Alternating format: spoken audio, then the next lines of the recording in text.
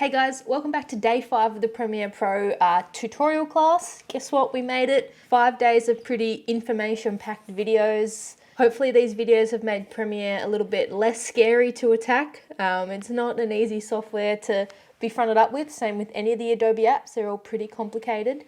But I find as soon as you understand what does what and where all the little gems are hidden, they can be quite fun to learn how to master. So today's video is a little bit of a mix and match one. It's the last video, so I want to wrap up some loose ends. The main thing we're going to go through is your export settings. Now you've gone all the way through, you got your video content sorted.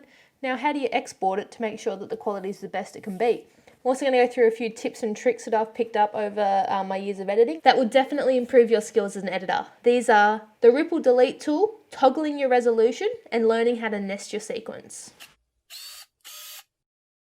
Let's jump into the computer. Right, so the first thing I've done is I just dragged in a video that I already made down here into my timeline. Imagine this is a video. I mean, it is a video, but imagine this is a video that you made, right? If we're happy with how this looks in the timeline and we're ready to export it, a neat little trick to learn is if you've got stuff going on all the way down here in your timeline, if you just go to export it, you're going to export this whole video and it could be super long. So if you want to indicate to Premiere what part of the video you want to export, you use your in and out keys. So I on your keyboard sets your in point. If you scroll down here to the end of your video and you press O, you set your out point. So they're pretty easy keyboard shortcuts. I for in and then O for out. So that's super handy, and you can drag along up the top here to define the area that you want to export. It's just handy to do. Sometimes timelines can get a little bit out of hand. We've got that there. We've got our in and out points defined. And then let's go up here to File. Let's go Export and across to Media. So another way you can do it is just hit Command M on your keyboard and it brings up the same export settings. Now, if you're just doing something for social media, the best format for you to export your video in is H.264. Now, this is just a general kind of format that's widely accepted across a lot of social media platforms. Coming down to the preset, I often just run with the match source, which means it just takes the bitrate from your footage and converts it over into an export. If you're making something specifically for Facebook, the 1080p Facebook HD preset is really good. Same with the YouTube preset. So these presets just determine the quality of your footage. So if you're making something for Twitter, for example, you don't need as high quality as if you're making it for YouTube, because Twitter really compresses down your video content anyways. So you don't have to export it out in a really high setting because it's only going to get crushed down by Twitter's compression software anyways. But if you're going to YouTube or something, down here to YouTube, YouTube actually has specific ways to read footage. So if you export it out in a YouTube format, if it's going to YouTube, that's going to work best with the way that YouTube reads your export. Now, if that doesn't make any sense, if we scroll down here, we get to bitrate settings. Now, as I was saying before, bitrate is just the quality of your image. See, if you go here, target bitrate 16, right? That's a high bitrate. If you go up here and then click down to the Twitter one, the Twitter bitrate is 2. So there's a huge difference in quality. And you also would have noticed a difference in file size. So estimated file size of 66 megabytes, really small because it's a small bitrate. Now if I go back to the YouTube preset here, estimated file size of 496 megabytes, like that's huge compared to a 66 megabyte file. That's because the bitrate is so much higher. So it's really about finding the balance between where your footage is going to go. For Instagram, I do like to say somewhere between 10 and 12 is a good bitrate to aim for. It's easily readable by our phones and things like that. And unless you're planning to show it on a big screen or something like that, you really don't need a huge bitrate, which means you don't need the huge file size, which means you can fit more videos on your hard drive. It takes less time to render out. But also do keep in mind that your bitrate will represent the quality of your footage. So if that made no sense, stick to presets. If you think you understand it, you can play with your bitrate settings and have a little bit of fun with it. But scrolling up here, match source, depending on what your sequence setting is. So this is 1920 by 1080, which is HD. So that's like for Facebook or something like that. Frame rate, you want your frame rate to be what you shot it in. 25 if you're in Australia, or 30 if you're in America. I do like to tick this render at maximum depth, which means it just probably increases it a little bit.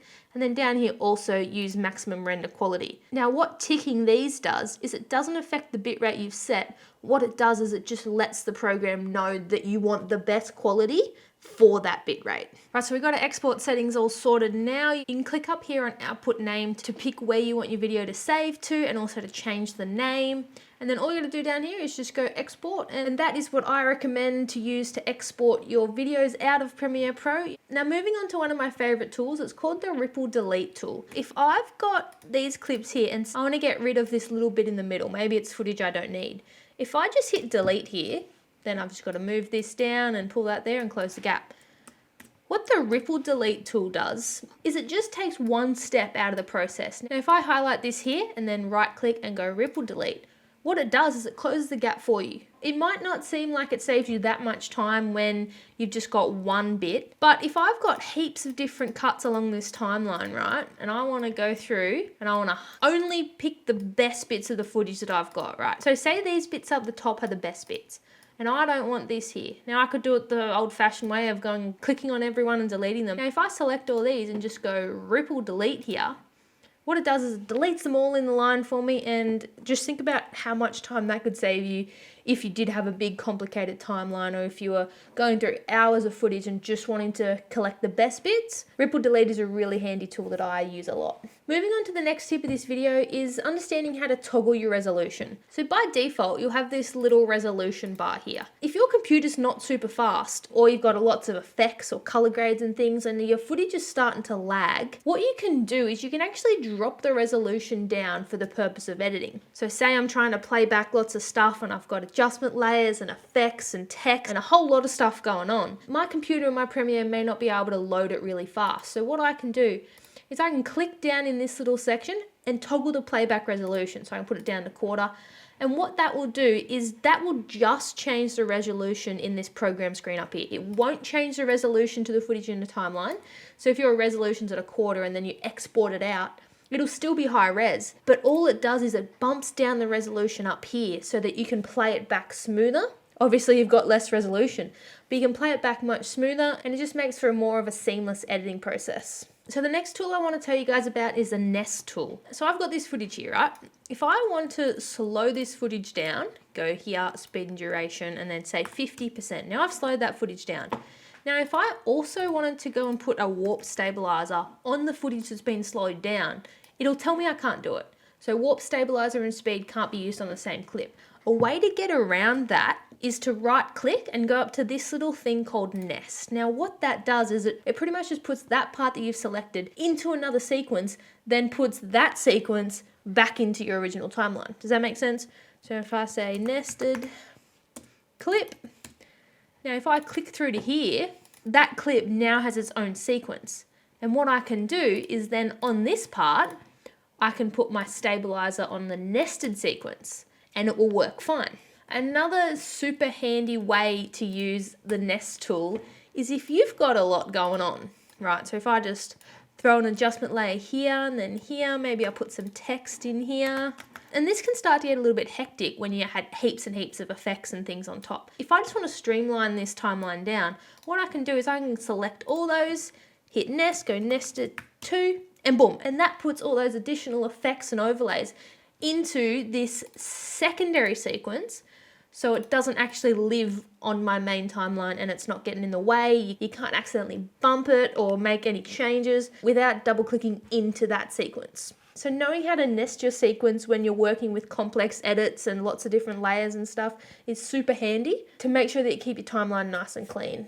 So with that wraps up today's video, and it also wraps up the 5-part Premiere Pro class. Now that doesn't mean that I won't be making any more Premiere Pro videos down the line.